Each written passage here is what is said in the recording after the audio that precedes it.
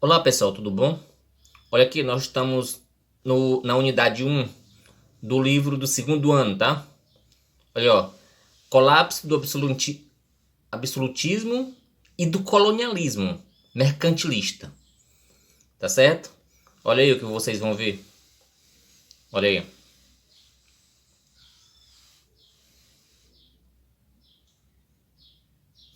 Olha a página 9. Então, o que a gente vê, né, são um grupo de, digamos assim, africanos, né,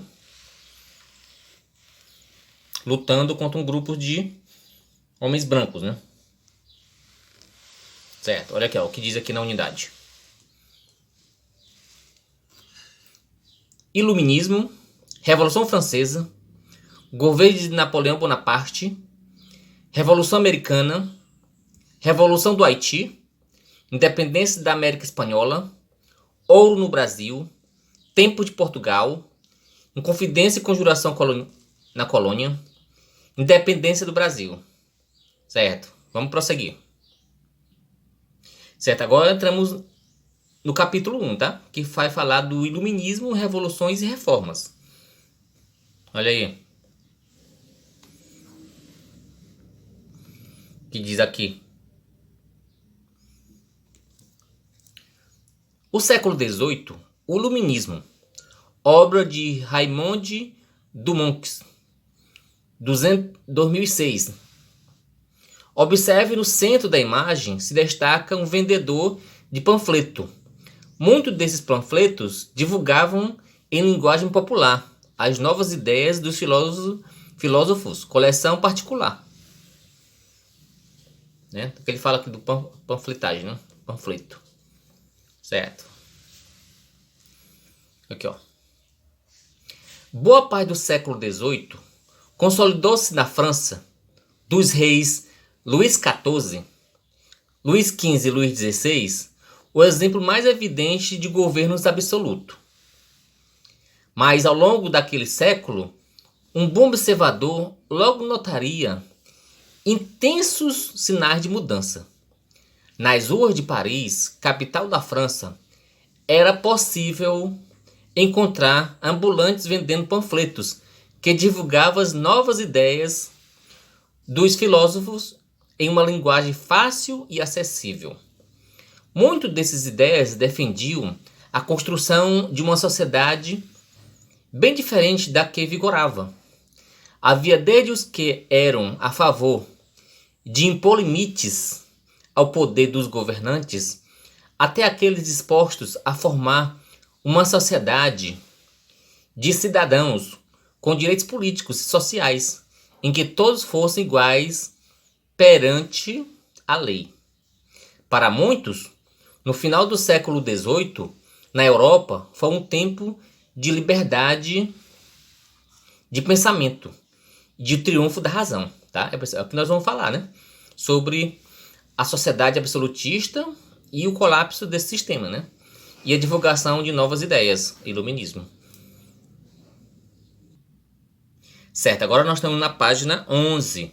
Nós vamos falar sobre o conceito de iluminismo, para a gente entender. Mas antes vamos ver aqui a linha do tempo, que é o ano, ó. 1735. Carlos Linneu publica O Sistema Natural, com sua taxonomia dos seres. 1740, século XVIII, tá pessoal? Início do reinado de Frederico II, da Prússia, conhecido como filósofo déspota esclarecido. Certo? Então, os acontecimentos, né? Vai de 1700, né? Século XVIII. Veja aqui, ó. Conceito de iluminismo. Em 1784, um jornalista de Berlim perguntou ao filósofo alemão Immanuel Kant, 1724-1804, sobre o significado do termo que começava a entrar em voga na segunda metade do século XVIII. O que é iluminismo? A resposta nos ajuda a compreender esse conceito e o movimento de renovação de ideias que tomou corpo naquela época. Kant definiu o iluminismo como um processo de esclarecimento a partir do qual o ser humano sairia de sua menoridade, graças ao uso da razão e ao exercício da liberdade de pensamento. Por sua associação com o esclarecimento, o iluminismo é também chamado por muitos historiadores de ilustração. A razão é a palavra-chave para entender o iluminismo.